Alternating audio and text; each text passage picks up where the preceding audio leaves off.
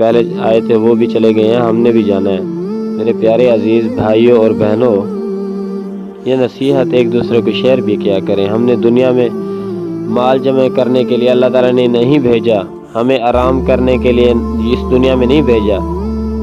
میرے پیارے بھیا، آپ نے کبھی سوچا ہے کہ اس مکان میں ہم رہتے ہیں، ہم بور ہو جاتے ہیں، ایک مکان میں، فیملی میں، گھر میں ہم نہیں بیٹھ سکتے، گھومنے پھرنے کے لیے چلے جاتے ہیں۔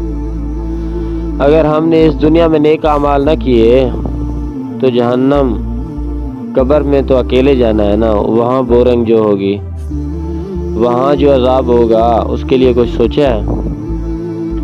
میرے پیارے نبی کریم صلی اللہ علیہ وسلم نے فرمایا، اگر میں اللہ تعالیٰ سے دعا کر دوں کہ اللہ، جو مردے کو عذاب ہوتا ہے وہ انسان سن سکیں یا دیکھ سکیں، میں اللہ تعالیٰ سے دعا کروں تو مجھے یہ خدشہ ہوتا ہے، مجھے ڈر لگتا ہے کہ انسان اپنے رشتہ داروں کو، اپنے بھائیوں کو اور بہنوں کو، اپنے آباء و اجداد کو، اپنی ماؤں بہنوں کو دفن بھی نہ کرے، باہر چھوڑ دے۔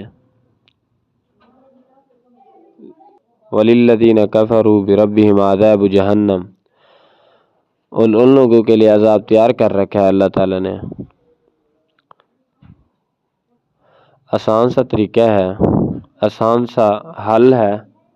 اگر چاہتے ہیں کہ میری زندگی بدل جائے، آخرت بن جائے، میرے پیارے بھائی اس چینل کو فالو اور سبسکرائب کر لیں تاکہ ہر آنے والی نصیحت قرآن و حدیث کی روشنی میں آپ تک پہنچ سکے، آپ تک آ سکے، آپ عمل کر سکیں انشاءاللہ۔